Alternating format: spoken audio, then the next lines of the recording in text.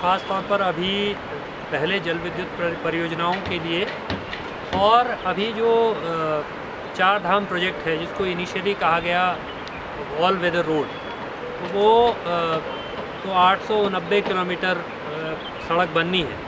और उसके लिए जो कानूनी ज़रूरतें हैं कि मग डंपिंग साइट होना चाहिए, मग डिस्पोजल साइट होना चाहिए, तो बेसिकली नदी के ही ढलानों पर किसी जगह बोर्ड लगा करके उसको मग डिस्पोजल साइट घोषित करके वो सारा मलबा भी एक तरह से नदियों में जाता है।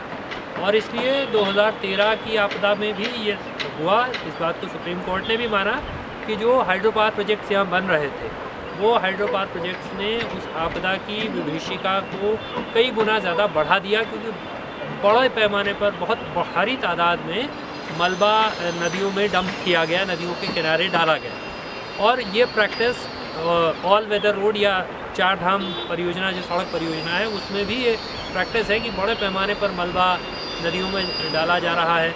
उसके अलावा भी जहाँ सड़क बन रही है या कंस्ट्रक्शन के जो भी काम है, तो उसमें नदी में घुस करके एकदम कंस्ट्रक्शन करना।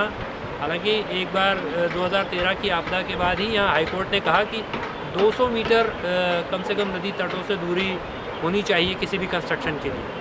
लेकिन हमने देखा कि तमाम बड़े बड़े होटल, लॉज, तमाम चीज़ें इस तरह से बनी, और इसलिए जब ऐसी कोई परिस्थिति पैदा होती है तो वो सारी चीज़ें मिला करके आपदा की विभीषिका को बढ़ाने का काम करती हैं, उसको कई गुना ज़्यादा उसके मैग्नीट्यूड को बढ़ा देती हैं।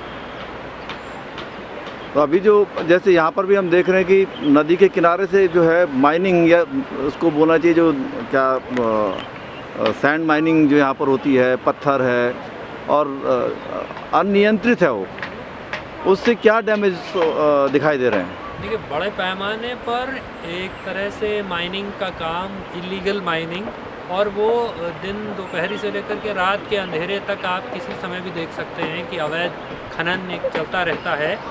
और एक तरह से कहिए तो पूरी जो राजनीति है उसमें जो बड़े नेता लोग हैं, वो तो उनकी सारी राजनीति खनन और शराब के इर्द गिर्द ही है। उसी को वो समझते हैं कि यहाँ राजस्व का, और सरकारी राजस्व जो भी हो, लेकिन अपना राजस्व का ज़रिया उनका है। और इसलिए बड़े पैमाने पर ये नदियों को एकदम उसमें खोद डालना, उसमें जेसीबी लेकर के घुस जाना और वहाँ खनन करना, तो वो कालांतर में जब जिस समय ऐसी परिस्थिति होती है कि कोई बारिश ज़्यादा हो गई, किसी तरह का नदी में फ्लैश फ्लड हो गया, तो उस समय वो सारी चीज़ें फिर बहुत घातक लोगों के लिए होती है। ये कर्णप्रयाग जो है वो बहुत ज़्यादा पॉपुलर नहीं है इन टूरिस्ट सेंस में। लोगों को कुछ पता नहीं है कि यहाँ पर इतना बड़ा संगम है पिंडर का या अलकनंदा का। क्या कारण है, क्या लगता है आपको? देखिए, ये तो है कर्णप्रयाग जो है अलकनंदा और पिंडर नदी का संगम है। पिंडारी ग्लेशियर से पिंडर नदी आती है, सतुपन ग्लेशियर से अलकनंदा आती है। और उस तरह से देखिए तो एक बहुत इम्पॉर्टेंट जगह है, धार्मिक लिहाज से लोग जैसे भी देखते हों, लेकिन टूरिज़्म के लिहाज से भी अगर देखें तो ये एक ऐसी जगह हो सकती है जिसको इस रूप में डेवलप किया जा सकता है। लेकिन चूँकि हमारे यहाँ जो बेसिकली टूरिज़्म है वो रीजनल रिलीजियस टूरिज़्म है, और उसमें जो लोग अभी जो साधनों के बढ़ने के चलते यातायात के साधन बढ़ गए, तो लोग बहुत जल्दी, बहुत हड़बड़ी में आते हैं और उतनी तेज़ी से वापस भी जाते हैं।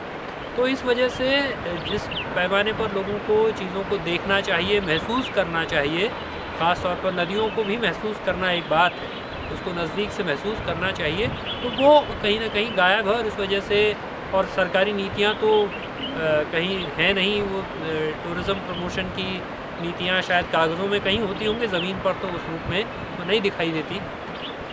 अभी हम लोग जो है गैरसैंण गए थे उत्तराखंड की तथाकथित राजधानी में। तो एक तो वहाँ पर जिस तरह से हाल है, सड़कों का बुरा हाल है, पहाड़ काट के चीज़ें बनी हैं, लेकिन जो जिस तरह से पूरा उत्तराखंड की जो विधानसभा है और जो पूरा कॉम्प्लेक्स है, वो एक प्रकार से 5 स्टार टूरिज़्म दिखाई दे रहा है। और अभी हमने लोगों से बात की, आपने भी देखा होगा कि लोग खुद कह रहे हैं कि कोई बहुत भरोसा उनको नहीं है। आप तो इस क्षेत्र में इतना ज़्यादा आए हैं और आंदोलन भी कर रहे हैं इन चीज़ों के लिए, तो अभी क्या लगता है कि ये जो पूरा विधानसभा का जो वहाँ पर भवन बना है उसकी क्या उपयोगिता है, किस प्रकार से आपको दिखाई दे रहा है कि भविष्य इसमें कुछ है या ये खाली एक जो है शोपीस के तौर पे वहाँ पर है? राज्य के लिए जब आंदोलन हुआ उत्तराखंड में तो तब से लोगों ने कहा कि गैरसैंण को उत्तराखंड की स्थायी राजधानी होना चाहिए, और ये लोगों का एक पॉपुलर सेंटिमेंट आज भी है इतने सालों के बाद भी। और इसलिए सरकारों के लिए न चाहते हुए भी, क्योंकि न चाहते हुए इसलिए कि देहरादून में उन्होंने सब कुछ खड़ा किया तो वो नहीं चाहते कि यहाँ आना, लेकिन चूँकि एक पॉपुलर सेंटिमेंट है तो उसकी उपेक्षा करना उनके लिए संभव नहीं था। इसलिए उन्होंने एक सालाना, हम इसको लगातार कहते रहे, हमने लगातार इस बात को कहा, लिखा, बोला कि ये जो है नेताओं की, अफसरों की सालाना पिकनिक की जगह वो है। साल में एक सत्र वहाँ होता है, उस समय पूरे प्रदेश भर से पुलिस इकट्ठा करके, पूरे प्रदेश भर से कर्मचारियों को इकट्ठा करके, पूरे प्रदेश भर से तमाम चीज़ें इकट्ठा करके वहाँ आते हैं। 2 दिन 3 दिन सत्र चलता है और फिर चले जाते हैं। तो असल में जो राज्य की अवधारणा थी, तो ये एक पर्वतीय राज्य की अवधारणा है, खास विशिष्ट विषम भौगोलिक परिस्थितियों में रहते हैं, अलग तरह की स्थितियाँ हमारी हैं, तो ऐसा राज्य बनना चाहिए उन परिस्थितियों के अनुरूप। लेकिन ऐसा राज्य नहीं बना और उसी में राज्य की अवधारणा से जुड़ा सवाल ही राजधानी का सवाल था। लेकिन आज के दिन पर सरकारें जिस तरह से कर रही हैं, उसको ग्रीष्मकालीन राजधानी घोषित किया एक सरकार ने, वो अलग बात है कि उसके बाद से लगता है जब से ग्रीष्मकालीन राजधानी घोषित हुआ तो ऐसा लगता है कि सरकारों के लिए ग्रीष्मकाल आया ही नहीं। हालांकि 13 जिलों के छोटे से राज्य में 2 राजधानियों का कोई अर्थ नहीं है। ग्रीष्मकालीन शीतकालीन राजधानी की जो अवधारणा है वो तो एक तरह से औपनिवेशिक अवधारणा है, कॉलोनियल हैंगओवर है वो, कि अंग्रेज़ों के राज में ऐसा होता था।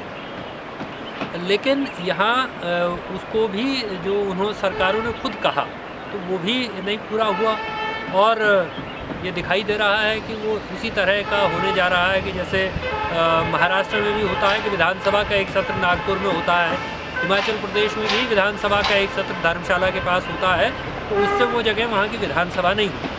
तो यहाँ जो सवाल असल में उस पर्वतीय संदर्भ में ही कि राजधानी का सवाल का मतलब है कि शिक्षा, रोजगार, स्वास्थ्य, पलायन से निजात, तो जब तक इन सारे सवालों पर बात नहीं हो, वो ये एक तरह से उन राजधानी का सवाल उन सारे सवालों का समुच्चय है।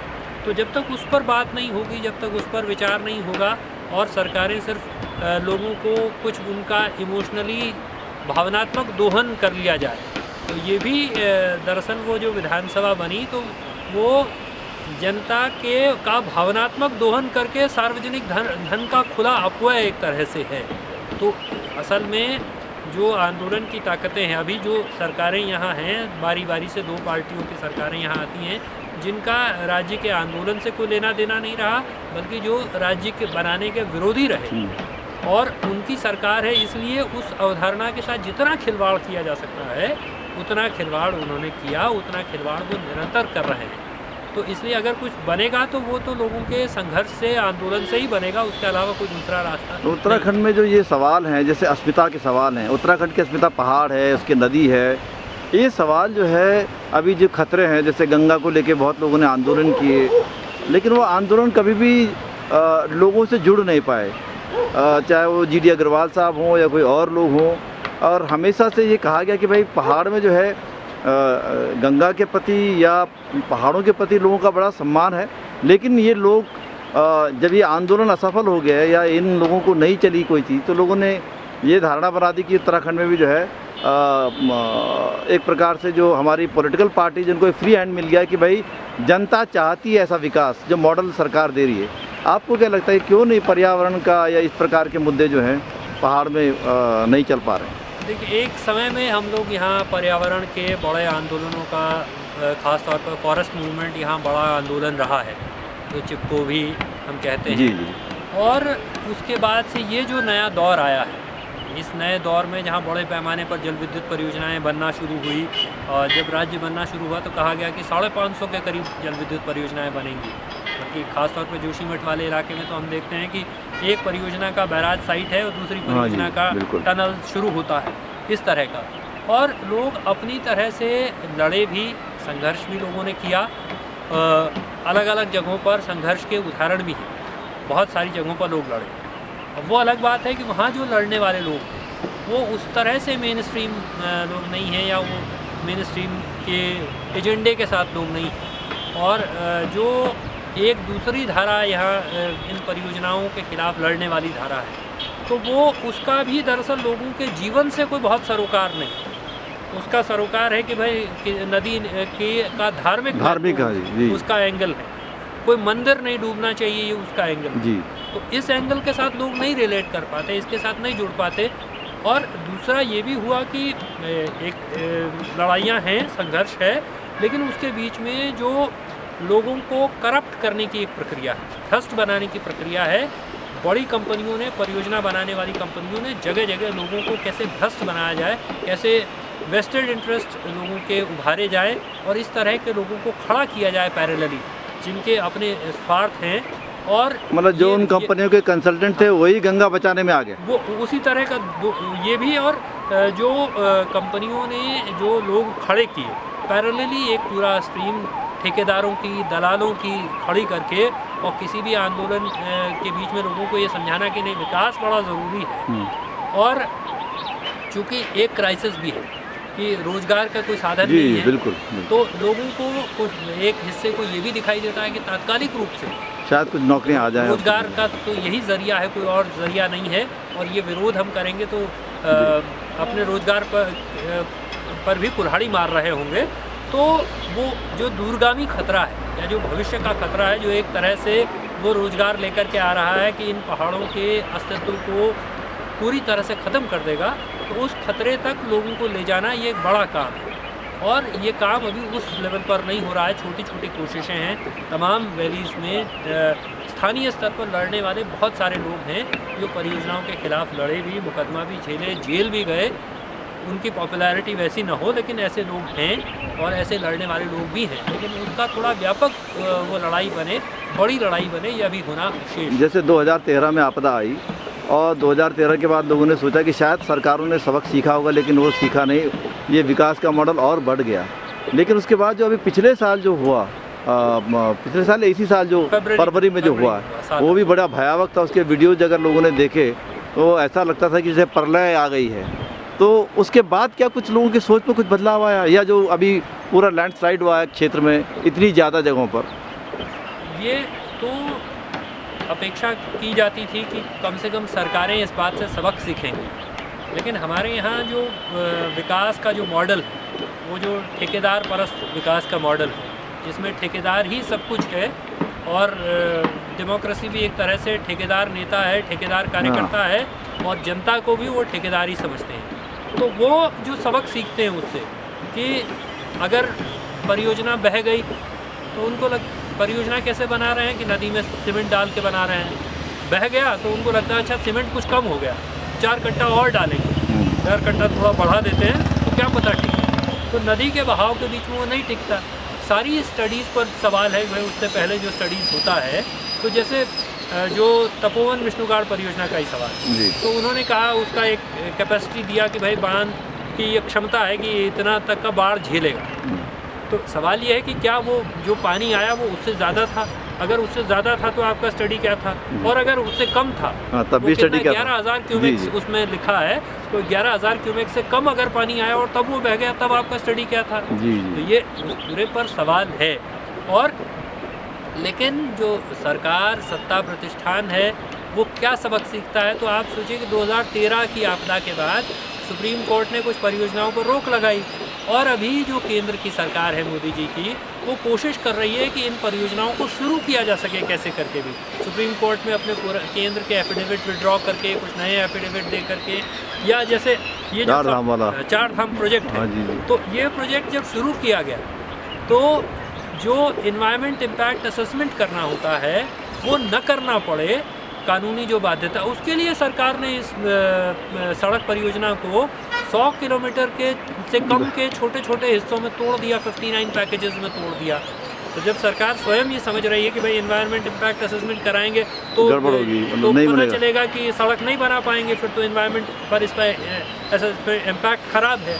तो इसलिए वो इन्वायरमेंट इम्पैक्ट असेसमेंट ही नहीं करा रहे हैं। तो इन्वायरमेंट इम्पैक्ट असेसमेंट ना कराइए, इन्वायरमेंट पर इम्पैक्ट तो दिखाई दे रहा है, जगह जगह लैंडस्लाइड हो रहा है, जगह जगह वो सब नदी में जा रहा है, सड़क बह जा रही है। तो ये कुल मिलाकर के कुछ लोगों के मुनाफे के लिए, बड़े ठेकेदारों के मुनाफे के लिए इस पूरे इलाके के लोगों के जीवन को संकट में डालने की प्रक्रिया है। एक तरह से कहें तो जो वो सोने के अंडे देने वाली मुर्गी का पेट फाड़ने वाला किस्सा है, इसमें थोड़ा सा आगे बढ़ गया, क्योंकि वो व्यक्ति जिसकी मुर्गी थी सोने का अंडा देने वाली, उसने सोने के अंडा देने वाली मुर्गी का पेट फाड़ा तो उसका ही नुकसान हुआ। लेकिन यहाँ नुकसान भुगतने वाले लोग दूसरे हैं, जनता है, आम जनता। पेट से जो सोने का अंडा निकालने की चाहत रखने वाले लोग हैं वो एकदम दूसरे हैं।